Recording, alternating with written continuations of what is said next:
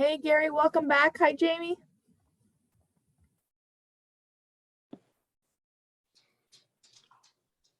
Hi. Hello.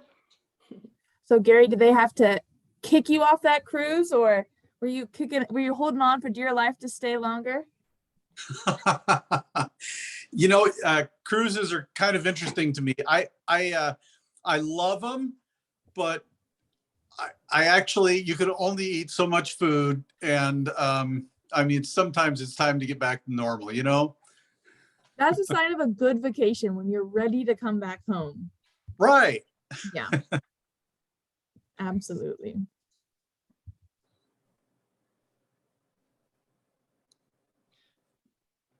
Okay. And Hector, I'm more than happy to take over screen share as well. Great, thank you.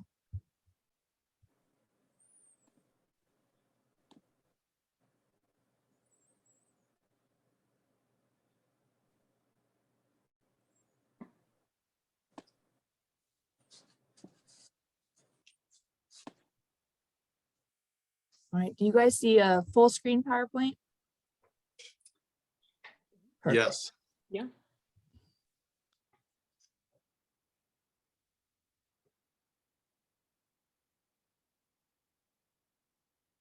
Did the meeting really begin at 5:15?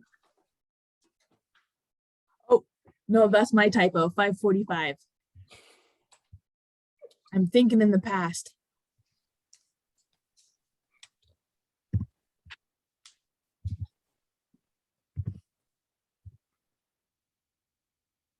Hang on, I got one right.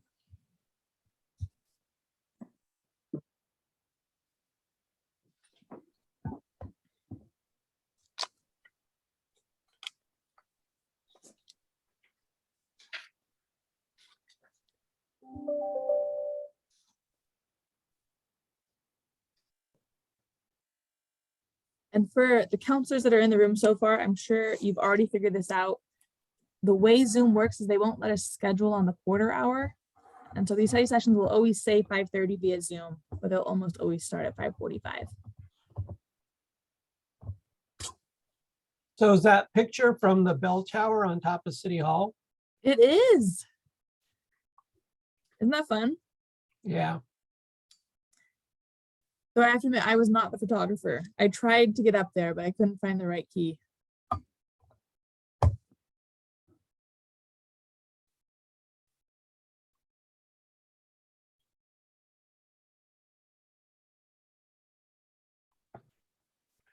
Looks like a nice little town you have there. I'm pretty in love with it.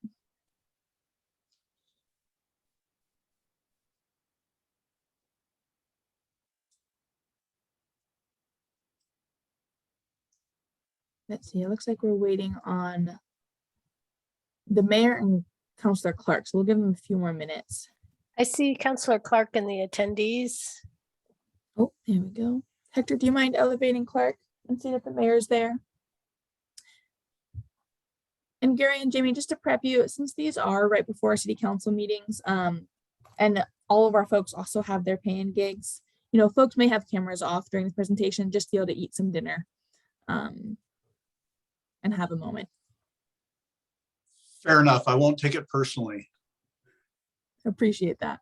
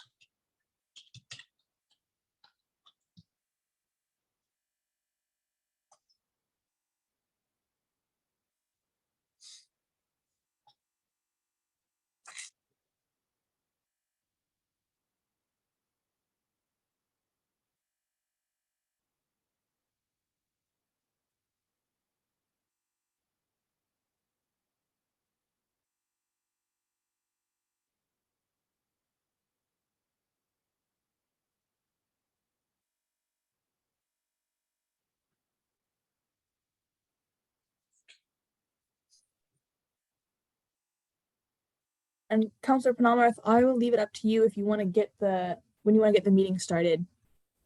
In the event that the mayor's running late.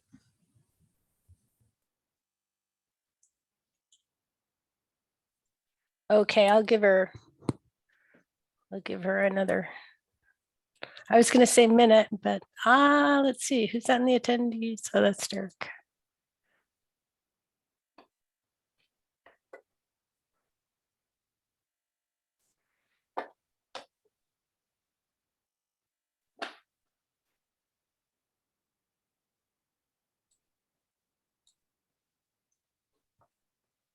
Okay, well, we might as well get started.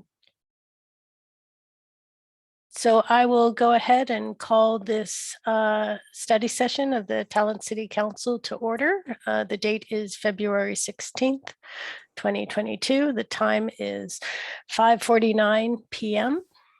Roll call, please. Councilor Clark, Here. Councilor Penimroth, Here. Councilor Grader, All right, I couldn't unmute here.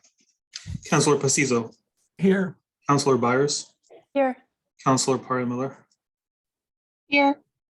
and Mayor Ayers Flood is not present at the moment. The Councilor Penimroth will be the acting officer. Councilor, you have a quorum. Thank you so much, Hector. Item number 2, meeting accessibility. Hector. Okay, this is a question for the public. If any attendees would like this meeting translated into Spanish, would like for them to raise their hand now. Es una pregunta para el público. Si alguien necesitará esta reunión interpretada en español, por favor, hace su mano hoy. And I'll watch the attendees if anybody raises their hand, Councilor. I see the mayor, Councilor Penimroth. Oh, super. I see the mayor as well. I don't see a microphone. There we go. Mayor, we've only done meeting accessibility. Can I hand the gavel over to you? Oh, sure. Sorry. I'm sorry if I'm late. It's okay, no worries. So the next item on the agenda is presentation by Recology Services and upcoming price increases. Staff? Yes, thank you, Mayor. So later tonight at the regular council session, council will have the opportunity to discuss the proposed price increase done by Recology. This is per our franchise agreement. Recology is able to increase their prices by CPI. But if it's more than 5%, they're required to come present to council and really negotiate with the city in good faith to help us understand what they're asking for. So because of that, I've asked Gary Blake, who is the general manager of Recology, and Jamie, his second in command, to just come and present to us, to remind us what Recology does for our community and walk us through why they're requesting, the price increase that they are. This will be a chance for questions, and just to help give council a sense of timing, is price changes go into effect in April. So either in this session or a March session will be a time that we need to make the decision on if we approve the price change or not. And so with that quick staff report, I'd want to say welcome to Gary and welcome to Jamie. Really appreciate you both being here on a Wednesday evening. Well, thank you so much. We appreciate it.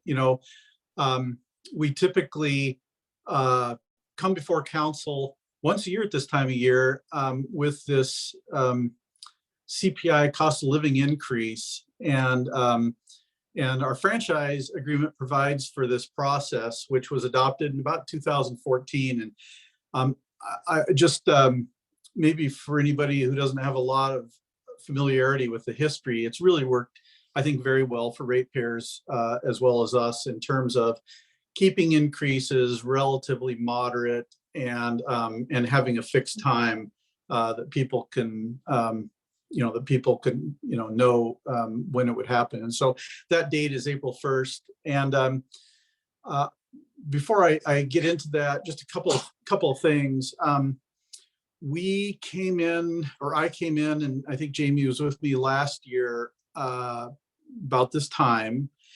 And there was some discussion at the county level about a potential large increase that Dry Creek landfill was going to ask for.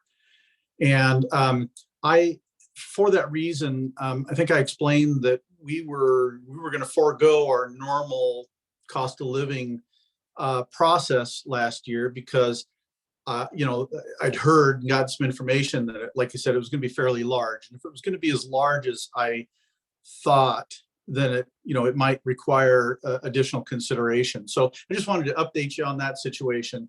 County commissioners approved an 18% disposal increase at Dry Creek landfill. And that went into effect on July 1st of 2021. So to this point, we've absorbed those costs. And obviously that's a significant part of our cost structure is the disposal component. We didn't, like I said, we didn't ask for an increase. So the last increase that we actually had, which was the cost of living, occurred 2 years ago. So in that time, and the inflation rate has run 7.8%. And so what we're discussing tonight, or if you have any questions about it, it's 6.5, which is less, obviously, than the 2 years since we last got a rate increase. I use this time, and I'll be happy to take questions or anything, but one of the things I like to do is also just kind of give you a general business update on what's going on in our business. So in addition to a large landfill rate increase, I think last year I talked and shared with you that we had been asked by the recycle sorter, where all of our commingled recycling goes in Northern California.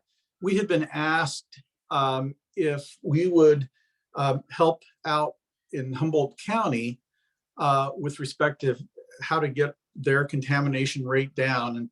And Jamie, if you wouldn't mind just sharing a minute or two about that experience and what we did. Yeah, sure. That'd be great. And Jordan, this will probably be the third time you've heard this story. You may have it memorized. But we were asked to come present to the Northern California, Humboldt County's Waste Authority. So we've got a California county saying, hey, Oregon, how are you guys doing it so well in talent? Because pre-pandemic contamination rates, so they do regular audits of recycling and they determine, how much of the stuff shouldn't be in there. And pre-pandemic, the rates of contamination were 20%. And then the pandemic hit and rates of contamination went up to 30%. And if this was a class, I would probably ask if anyone wants to guess what Talent's rates of contamination were. But instead of that, I will just tell you that Talent's rates of contamination were at 4.5%. So the averages for Humboldt County, 30%, we're doing amazing. So I presented to them I gave a presentation to them to tell them some of the things we do in our area. But most of all, I think what is important to note is that the citizens of Talent care about sustainability and getting it right when it comes to waste prevention and recycling. So I just wanted to thank you for your part in that. Share the good news. Thank you, Jamie. Yeah, it's just okay. Yeah. She's got her hand back up. Okay. So anyway, I just think that's a great feather in the cap for Talent, and we should be proud of that. That's been many years we've been working on that, and we really are the gem of the entire state of Oregon as contamination has become a bigger and bigger issue. And it's one of the reasons why we've been able to successfully continue on with our program. Some other things that's going on in the business. We mostly now through and completed with our commercial front load container upgrade throughout Talent. So if you probably don't notice garbage containers like I do, but you'll note, if you did, you will notice that in many cases the container sizes got bigger. And that can only happen because we converted from rear load collection to front load collection. And what that allows us to do is to increase the container size and reduce the frequency of services. So we had some customers where we were going there every day to dump a 2-yard container, and now we can go once or just twice a week, which certainly cuts down on costs and actually cuts down on customers' disposal cost as well. So that is mostly complete in Talent. And then we've got a couple of sustainability initiatives that I'm happy about that I just wanted to share with you. We adopted R99 fuel for our entire fleet, as well as our equipment up at the transfer station. And for those of you who aren't familiar with R99, if you think about biodiesel and the benefits of it, namely that it's generated from biostock and not pumped out of the ground, R99 is the next generation, and it's light years advanced from the old biodiesel. So in old biodiesel, typically you run a B10, which means 10% biodiesel, 90% conventional petroleum.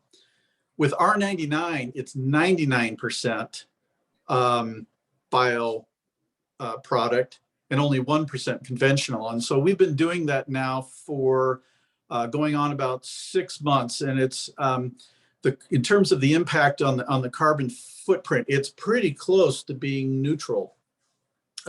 There are obviously some costs of production and transportation and things like that. But if you think about most of the fuel that gets burned got produced and sequestered carbon out of the air for that to happen, that's what I'm referring to. And that's why it's really important. And the other thing that's kind of cool about that is that it was not available in Southern Oregon at all until we pushed for it and made it happen. And now it's available at the fueling station, the card lock there at the North Ashland exit.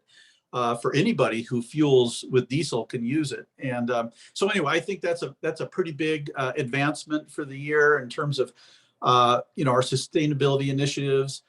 Another one which is a real of real interest especially for our master recyclers is, and I'm announcing this to Talent for the first time tonight, but we are going to implement a mattress recycling pilot program up at the transfer station. So, prior to this, and currently all mattresses go to the landfill.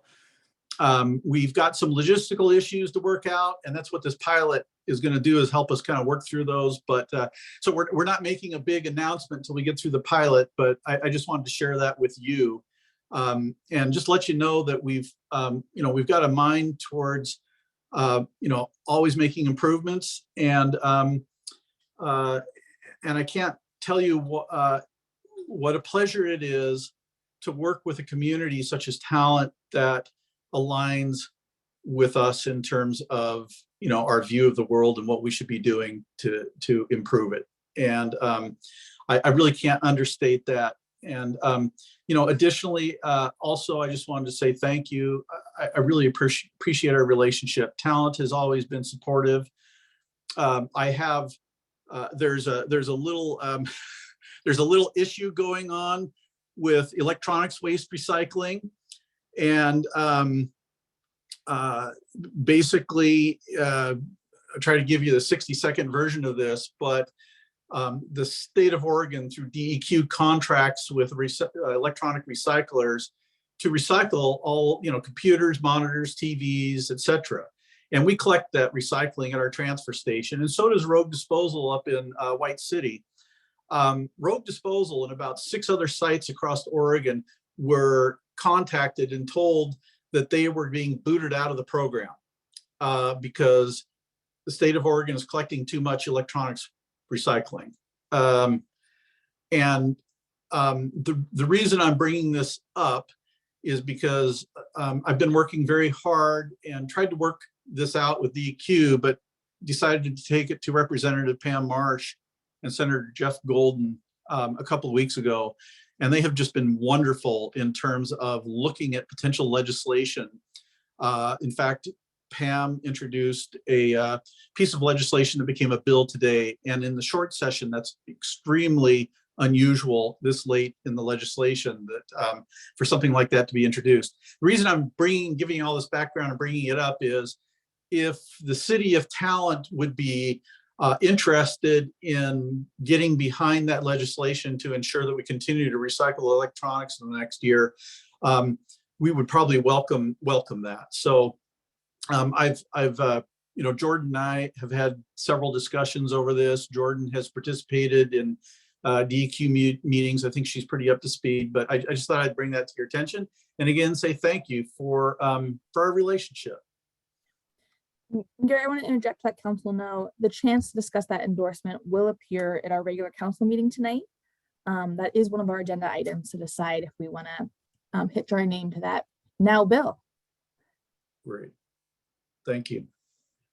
And yeah, I'm free to take questions if anybody has any questions. Thank you, Gary, for that great report and really just uplifting news, and so proud of our community to be a part of the demonstration that if little towns can do it, everybody can do it. And good to see you, Jamie. It's been a while. So with that, I have my apologies. I'm dark tonight because I'm eating my dinner. So I'm going to call on Councilor Panam. Thank you, Mayor. Thanks, Gary and Jamie. It was really great to hear. So I have a couple questions. The first one's just a clarifying question. If this were a 5% increase, you wouldn't need to ask the city's permission at all. It's because it's a 6% that you're coming to us. Is that right? Yeah, that's correct. In a typical year, if the inflation rate was 5% or less, then yeah, so you're correct. The short answer is correct. And the 6% is coming from consumer price index, right? And I was a little unclear whether we're switching which consumer price index we look at, or is it just the one? Yeah. CPI Pacific, I think. It's the same one. And Gary, I can take that one. We used to use a different urban cities index that actually is no longer calculated. And so when it stopped being calculated in 2019, we switched to the Pacific. Okay, great. So the 6% increase is all based on the CPI. And so I guess what I'm wondering is, for our lower income residents, is there some sort of program to, just to help them out and to reduce the impact of this cost increase and actually future cost increase as well? Yes. Yes and no. No, not currently. But I've been talking with Jordan about creating a program. And what I would like to do is kind of dovetail that into, working with the city, because one of the difficulties for us is qualifying people. So if there's a program we can latch onto that qualifies people for that program, then yes, we will. My intention is to adopt that and have that available. Okay, and if I could follow up on that, Jordan, can you tell us a little bit more about whether the city is in a position to qualify people, or is there some other, I know the schools look at the free lunch program or something like that. What can we do as a city to be able to offer those kinds of discounts? Yeah, absolutely. So the state has initiated what's called a low income household water assistance program. It's based off of the LIHEAP, if anyone is familiar with that. And really, it's a utility bill offset for low-income households, specifically for water bills. This is a new program that is being funded with COVID funds. And we're waiting for it to get off the ground at the county level. We've been participating in all the meetings. It's just not live yet. So that is a program that the city hopes to participate in, that Gary and I have discussed being the piggyback program that Recology can join with. But Councilor, you bring up a great point of what schools are currently doing. So I need to reach out to Brent Berry to see if there's other programs that are going on that can help us support. I also just, since I have the floor, want to add in that we have a community survey going on right now for COVID-19 impacts to our community to help guide us in how we want to use our ARPA funds. You know, depending on what council decides and from that community feedback, we could also look into starting our own assistance programs using the funds that we were granted as well. So lots of options, none currently live, unfortunately. Yes, Counselor, follow up. Yeah, and this is less Recology, more back to the water, because I think at the onset of COVID, we did pass a resolution, the council did, saying that, you know, we wouldn't turn off anybody's water for inability to pay. And I think we also in a resolution talked about, you know, the impacts and making it easier for low-income folks to pay utility bills and all of that. So I think there's already some, you know, some council statements in effect. And I just want to make sure that you're aware of that, the city is aware of all of that. And that is great work that you're doing. I really appreciate that. Yeah, thank you, Councilor. And I'll earmark that to put a summary report on a future agenda to help give you all a summary of what's currently going on in terms of our water practices.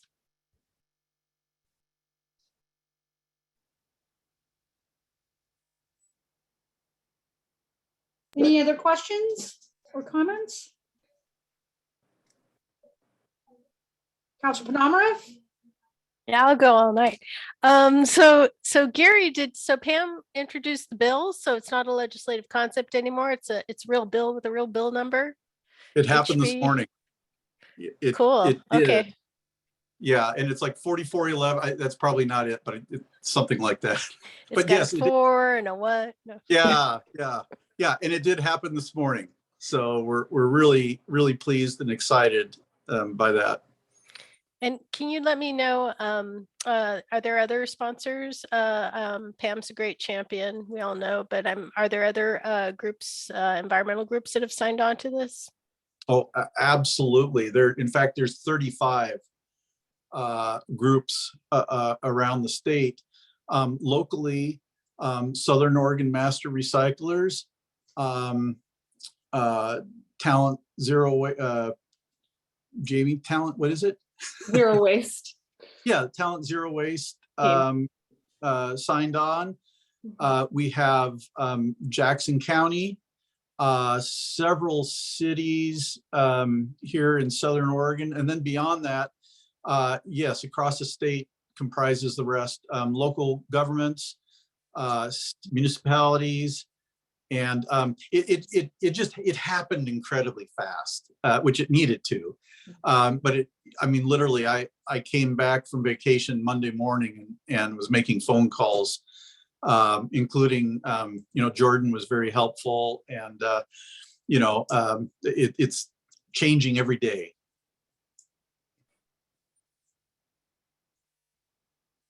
Councilor Greider? I had a question that I'm not sure, Gary, you can answer, but I don't know who else to ask. So I'll just check with you.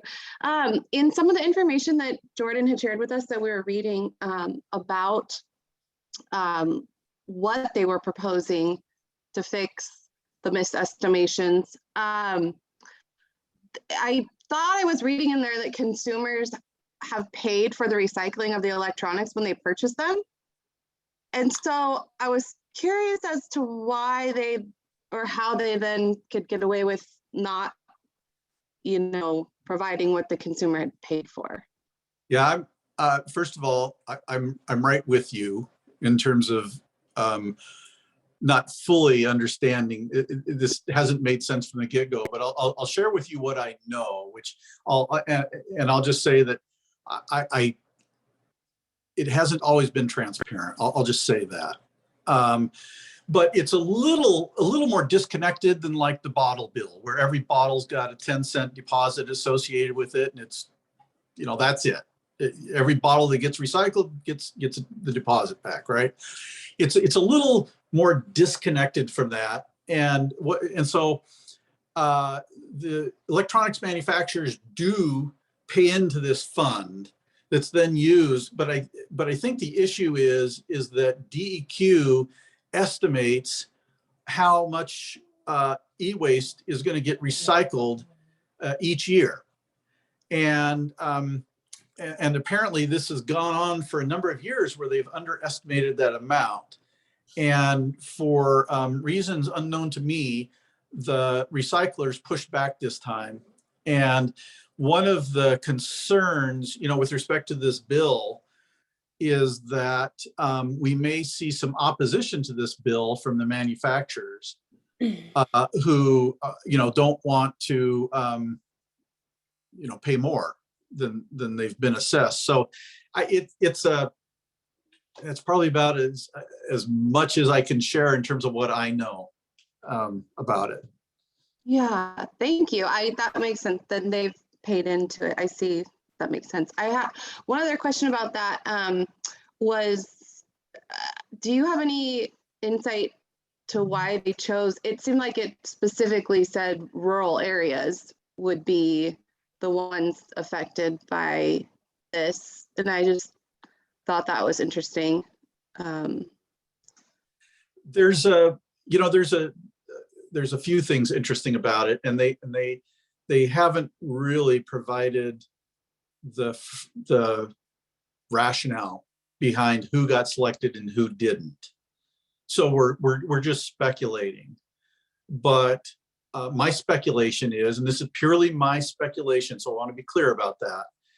My speculation is they may have looked at what they thought were softer targets to cut back.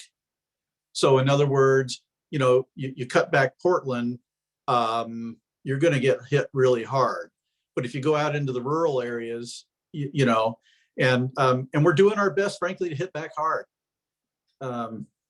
But anyway, that's pure speculation on my part. That I think that makes sense. But I also just want to thank you for the mattress, the information about the mattress recycling. That's going to be so huge. And I worked at a relief center after the fire, and it sort of turned into people just trying to recycle things to us to give to fire survivors. And that was one of the main things that people were always trying to come to us with, was mattresses. And they're like, I don't know where else to take it. And that's just going to be huge. So thank you for that.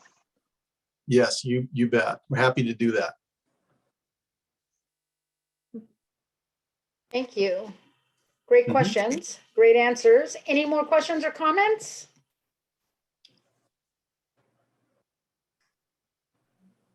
I have a quick recap, Gary, because I want to make sure the council has a chance to ask questions, particularly around the price increase request by Recology this year.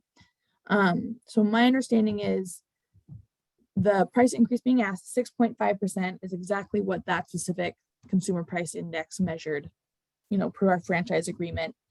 And what I heard you say is that costs of Recology have gone up more than 6.5%, but you've all been able to offset those costs through your fleet improvements and the larger containers, et cetera?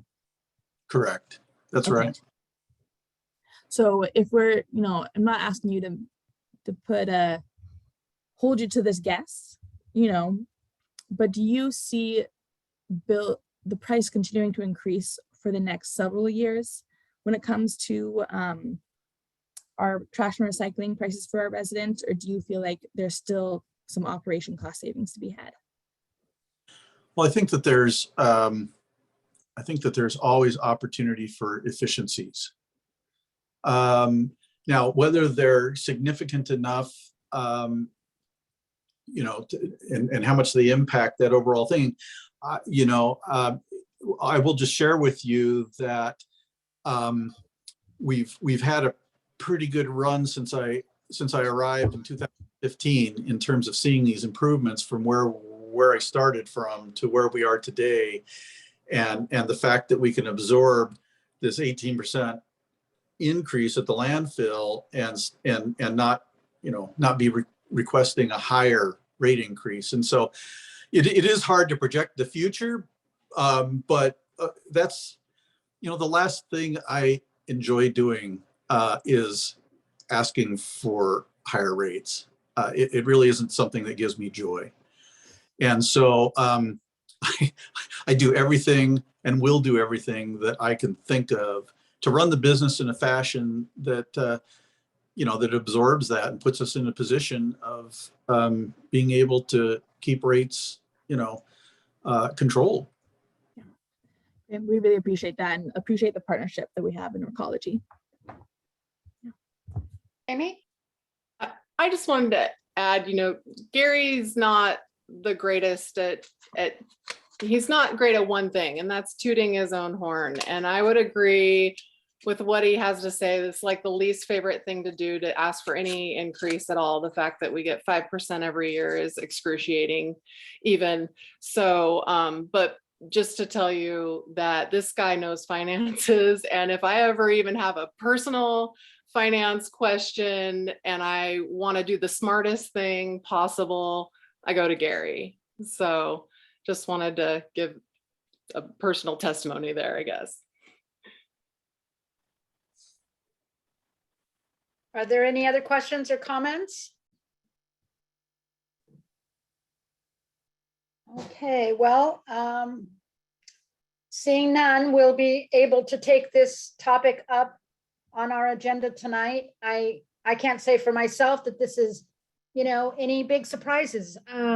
Costs have been going through the roof astronomically, and trying to contain your costs in every way that you can before you come for an increase is demonstrates a great partnership. You're all high performers in partnership with us. We're all high performers, and we just really appreciate everything that you do. Thank you. So if there's nothing else, we'll go ahead and adjourn. Jordan, do you have anything else? Mayor, if we just want to look to the audience to see if any community members have questions. Sure. Thank you for the reminder. Are there any questions from the audience?